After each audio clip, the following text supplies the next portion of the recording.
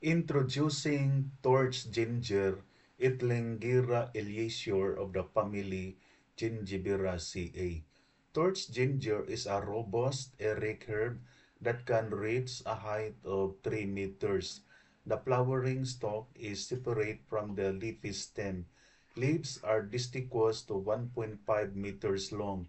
The flower head is large and surrounded by large red involucrate bracts. Torch ginger is indigenous in Sri Lanka and New Guinea.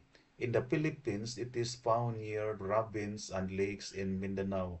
Grown in some gardens in the Philippines, it is propagated by division of rhizomes. Itlingira eliaceae extract comes from the torch ginger plant, a striking tropical herb known for its vibrant pink flowers and fresh citrus-like scent. The botanical ingredient primarily serves as a skin conditioning agent, meaning it helps improve the appearance and texture of the skin by adding a light layer of moisture and supporting a smooth surface.